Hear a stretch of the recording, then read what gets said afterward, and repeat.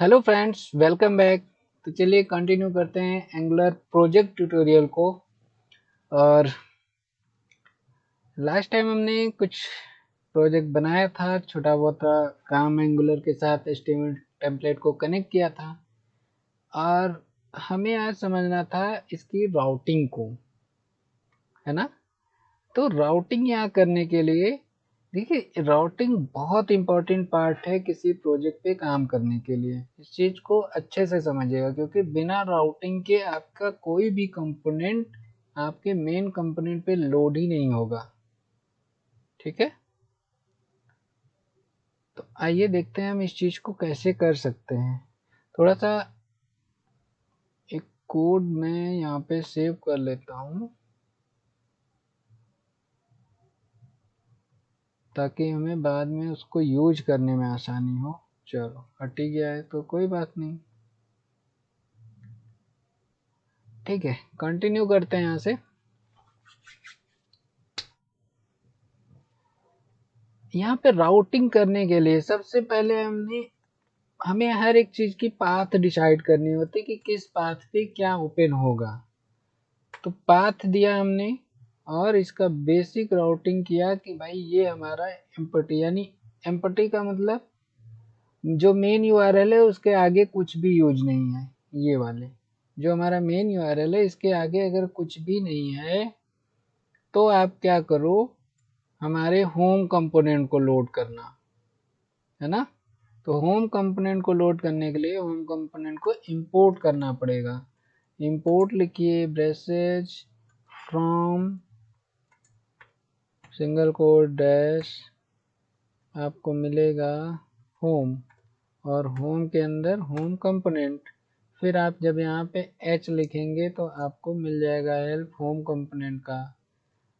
तो यहाँ से आप इस पे दे सकते हैं कंपोनेंट और ये हो जाएगा होम। जैसे ही आप ये काम करेंगे, सेव करेंगे, आप देखिए यहाँ पे होम कंपोनेंट लोड हो गया है।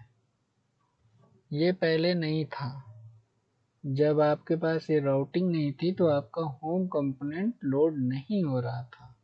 ध्यान दीजिए, है ना। जैसे हमने राउटिंग की कि भाई जब भी आगे कुछ ना हो तो आप होम कंपोनेंट को लोड कीजिएगा, तो इन्होंने क्या किया, होम कंपोनेंट को उठा के इसके अंदर राउटर आउटलेट यही काम करता है, कंपोनेंट को लोड कराता है। तो इस हेडर के बाद वो होम कंपोनेंट को लोड करा रहा है। इसी तरह से आप अबाउटस का भी कंपोनेंट बनाएंगे, क्योंकि अभी आप कुछ भी कर लीजिए, यहाँ पे अबाउटस नहीं आ सकता है। स्लैश अबाउट स्लैश अस, अगर ऐसा आप लिखते हैं तो भी यहाँ पे अबाउटस नहीं आएगा, वो हट जाएगा।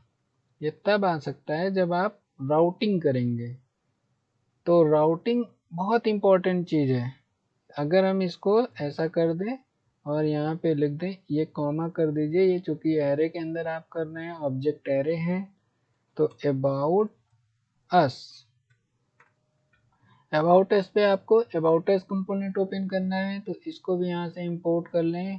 इंपोर्ट इंपोर्ट और इस तरह से बनाएं, from dot slash about us component, और जब आप यहाँ ए लिखेंगे तो इसका आपको मिल जाएगा कंपोनेंट। आप देखिए, अब अबाउटस कंपोनेंट आप हिट करेंगे तो ये चेंज हो जाएगा और प्रॉपरली यहाँ से अबाउटस की जगह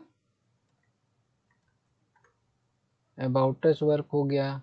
ऐसे ही जब आपका ये हटा देंगे तो होम वर्क करेगा। दैट मीन्स आप देख रहे हैं कि अब ये पेजेस क्या कर रहे हैं, चेंज हो रहे हैं।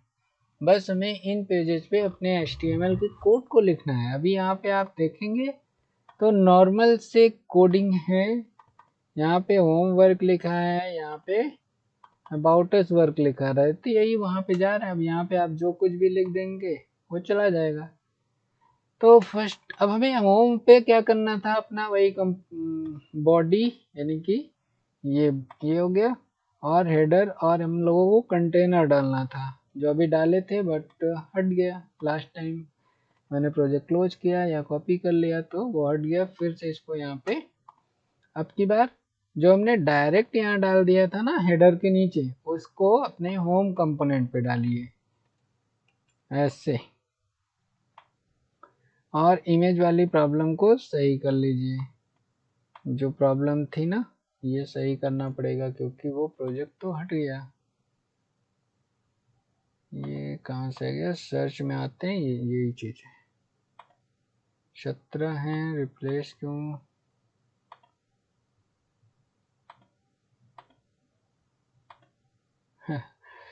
फिर से इसको सर्च करते हैं एक बार। कंट्रोल सी, यस आ गया, यहाँ से रिप्लेस कर दो 17 वन फाइल, ओके। और अभी देखिए चूंकि राउटिंग यहाँ पे लगी हुई थी तो ये फटाक से होम कंपोनेंट इस पे लोड हो जाएगा। अगर आप इसको अबाउट अस को हटाएं, देखिए कितना अच्छे से ये काम कर रहा है। और होम कंपोनेंट पे आपने आई थिंक ये नहीं हटाया, ये होम वर्क, तो ये हटा देते हैं। अब हमारा जैसा प्रोजेक्ट था वैसा बन जाएगा।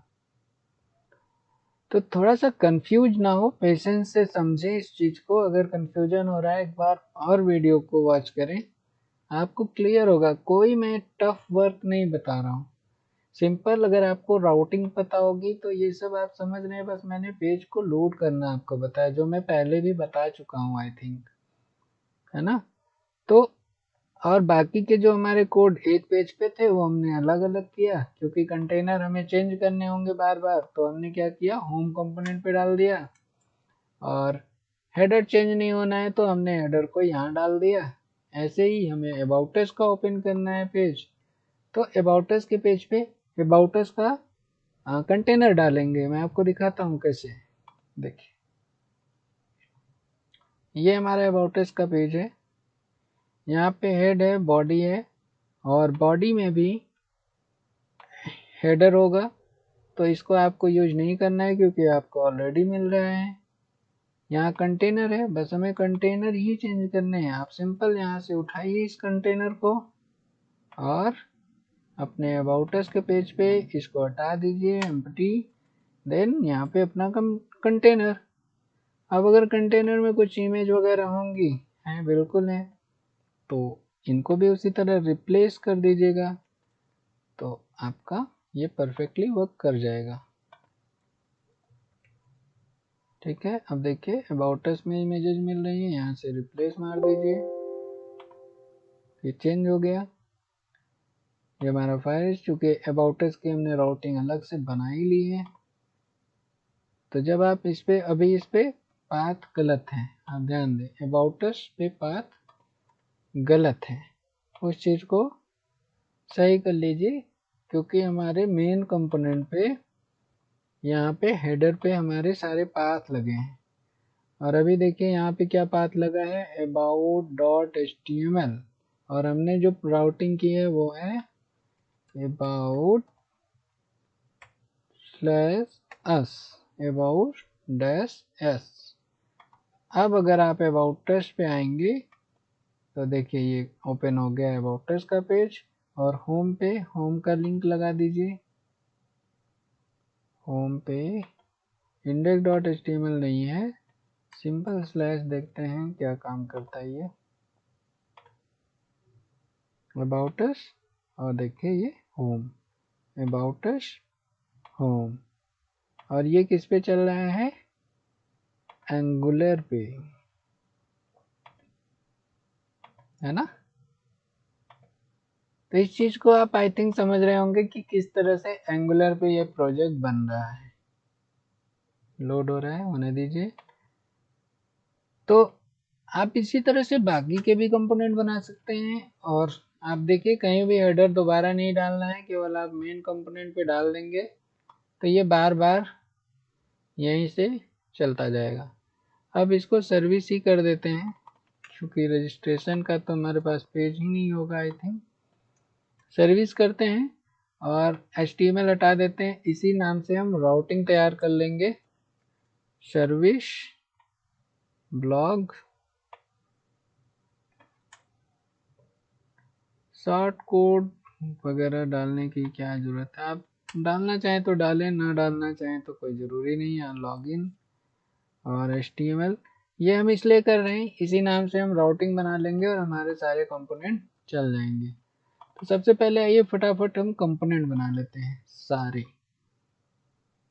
टर्मिनल पे आते हैं, new terminal, ng generate component. सबसे पहले हमने सर्विस कंपोनेंट बनाया, उसके बाद हम बनाएंगे ब्लॉग कंपोनेंट।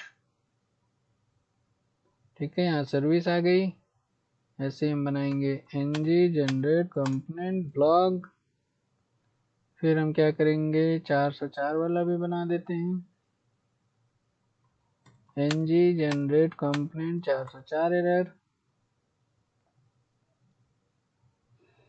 फिर लॉगिन भी ले लेते हैं, 404 नंबर है इसलिए नहीं आएगा, चलो ng जनरेट कंपोनेंट एरर ले लेते हैं ना।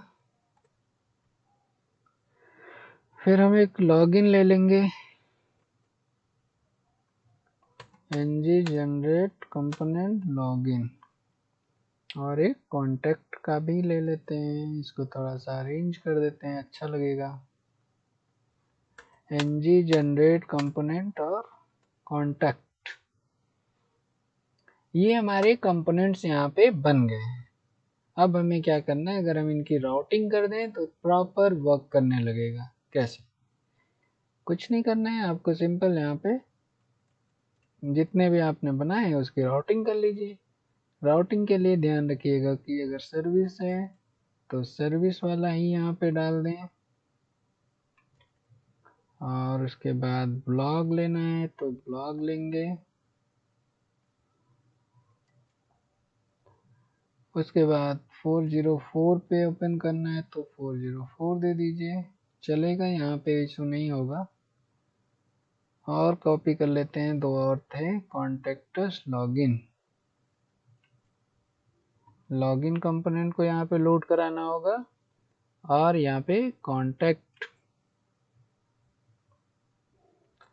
ये कॉमा के साथ होता है इसलिए वहाँ एरर आ रही है, तो ये भी आप रिजॉल्व कर लें।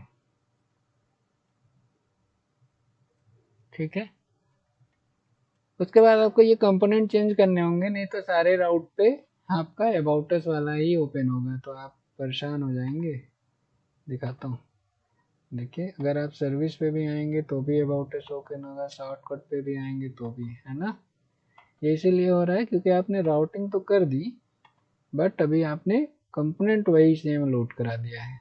तो इस चीज़ को भी फटाफट कर लेते हैं, इसको कॉपी कर लीजिए चाहें तो आप, और यहाँ से इसको रिप्लेस मारें सर्विस स्लैश सर्विस कंपोनेंट। फिर ये एरर आएगा तो इसको कर दें सर्विस कंपोनेंट। उसके बाद आपको यहाँ पे लेना है ब्लॉग स्लैश ब्लॉग कंपोनेंट, यहाँ एरर आएगा तो इसको दीजिए ब्लॉग कंपोनेंट। इसके बाद क्या है, 404, यानी कि 404 की जगह एरर कंपोनेंट हमने बनाया था, तो स्लैश एरर कंपोनेंट, और यहाँ पे दीजिए एरर। यहाँ पे एरर लोड हो जाएगा, यहाँ पे ब्लॉग लोड हो जाएगा, और यहाँ पे सर्विस ये लोड हो जाएगा। बाकी के भी दो हैं, उनको भी बना लेते हैं। 404 के बाद हमारे पास बचता है लॉगिन कंपोनेंट स्लैश लॉगिन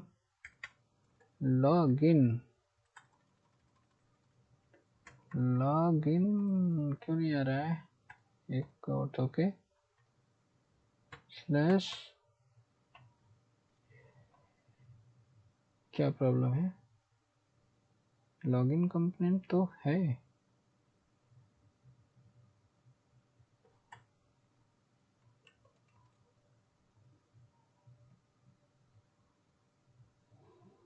चलो, डॉट स्लैश लॉगिन कंपोनेंट, और इसको कर दीजिए लॉगिन कंपोनेंट। एक और है अभी आपके पास कॉन्टैक्ट, तो यहाँ पे कॉन्टैक्ट स्लैश कॉन्टैक्ट कंपोनेंट, और यहाँ पे भी कॉन्टैक्ट कंपोनेंट। इनको भी अपनी राउटिंग पे लोड कर दीजिए, इंपोर्ट करना ज़रूरी होता है। तो आप देखिए यहाँ पे कॉन्टेक्ट कंपोनेंट सारे हमारी राउटिंग तैयार है। इस तरह से अबाउट अस चलेगा, सर्विस चलेगी, सर्विस पे सर्विस वर्क कर रहा है, ब्लॉग पे ब्लॉग वर्क कर रहा है, शॉर्ट कोड पे शॉर्ट कोड, एरर पे लॉगिन पे लॉगिन वर्क कर रहा है, और कॉन्टैक्ट पे कॉन्टैक्ट वर्क कर रहा है। कोई इशू नहीं, परफेक्ट। बस हमें अपने कोड्स को इस पे डाल देना है। आइए सबसे पहले हम सर्विस वाले पे आते हैं, और सर्विस को भी हमें हेडर नहीं चाहिए, हेड नहीं चाहिए, हेडर नहीं चाहिए, बस हमें क्या चाहिए, कंटेनर। तो इस तरह से आप भी कर लें, बहुत इजीली आपका प्रोजेक्ट रेडी हो जाएगा। सर्विस पे आते हैं, यहाँ पे आते हैं और इनको हटाते हैं। सिंपल सा सर्विस कंपोनेंट यहाँ पे डाल देते हैं, और देन सर्विस के बाद क्या था अपने पास, ब्लॉग। तो आपके पास ब्लॉग का भी पेज होगा, आई थिंक ये है, और इसमें भी हेड को हटाते हैं, हेडर को हटाते हैं, कंटेनर को ले लेते हैं,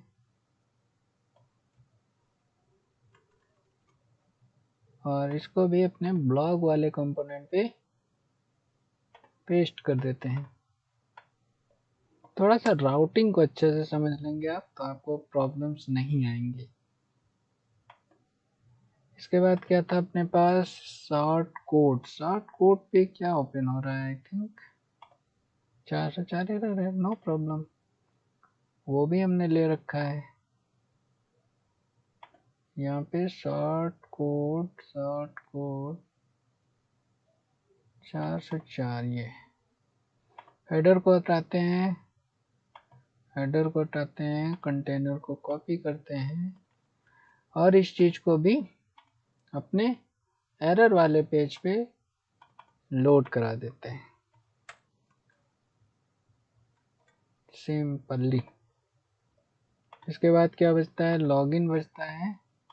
तो लॉगिन वाले कंपोनेंट को, लॉगिन का पेज यहाँ है, हेड को हटाते हैं, हेडर को हटाते हैं, कंटेनर को लेते हैं, और अपने लॉगिन वाले कंपोनेंट पे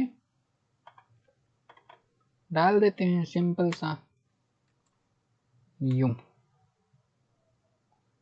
ओके, अभी एक और चीज बची है, वो है कॉन्टैक्ट। ये है, इसका भी हेड हटाते हैं, हेडर हटाते हैं, और कंटेनर कहाँ गया, ये कंटेनर को अपने कॉन्टैक्ट वाले कंपोनेंट पे लोड करा देते हैं। ठीक है, इस तरह से। और कहीं पे इमेज वगैरह होगी तो उसको एक बार चेक कर लेते हैं, जो हमारी प्रॉब्लम है इमेज वाली, वो आप सर्च में आके इसको एक बार रिप्लेस मार देंगे, पूरे प्रोजेक्ट से हो जाएगा। Don't worry, control x control we, देखिए ये कुछ 3 जगहों पे मिल रहा है, 3 ही इमेज यूज हुई थी, ये हमारी रिप्लेस हो गई, तो वो भी प्रॉब्लम खत्म हो गई है। हमें ढूंढना भी नहीं पड़ेगा कि कहाँ पे क्या इमेज है कि नहीं है। अब देखिए फ्रेंड्स, हमारा बिल्कुल ब्लॉग रेडी है, जैसा पहले था, जैसा हमने सोचा था। सिंपल ये है, अबाउट चल ही रहा था, आपने नोटिस किया था। सर्विस पे आते हैं, सर्विस हमारा यूं आ गया, और ब्लॉग आ गया, शॉर्ट कोड पे एरर आ गया, लॉगिन फॉर्म आ गया, कॉन्टैक्ट, है ना। तो ये हमारा HTML पेज आप देखिए नॉर्मली जैसा था उसके अकॉर्डिंग बन चुका है। अब आप अपना चेंजेस करिए, यहाँ पे लोगो चेंज कर लीजिए, उसमें क्या है, एक इमेज होगी, वो चेंज कर दीजिए। फोटो चेंज करने हैं, फोटो चेंज कर लीजिए, नहीं करना है तो यही रख सकते हैं। कंटेंट चेंज करने हैं तो ये तो डायनेमिक आएंगे, है ना। ये सब भी मैं अभी आपको दिखाऊंगा आगे कि ये डेटाबेस से कैसे आएंगे। बट आपको समझ में आ रहा होगा कि अब ये प्रोजेक्ट जो HTML पे था वो एंगुलर में कन्वर्ट हो चुका है। अब एक प्रॉब्लम ये है कि यहाँ पे देखिए, जब मैं क्लिक कर रहा हूँ ना तो बार बार पेज लोड हो रहे हैं। एंगुलर में ऐसा नहीं होता है। मैं आपको प्रोजेक्ट दिखाता हूँ एंगुलर का। यहाँ पे अगर हम आए, मैं एक अपना स्कूल मैनेजमेंट का सॉफ्टवेयर दिखाता हूँ। ये जो पेजेज है ये बार बार रीलोड नहीं होने चाहिए कभी भी, क्योंकि एंगुलर एक सिंगल पेज एप्लीकेशन है, तो इस पे लोडिंग नहीं होनी चाहिए। इस पे आई थिंक कुछ दिक्कत है।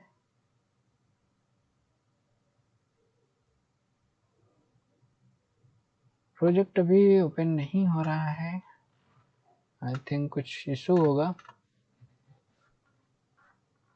बट मेरा कहने का ये मतलब है, ये जब सिंगल पेज एप्लीकेशन है तो इस पे बार बार लोडिंग नहीं होना चाहिए, है ना। Okay, admission.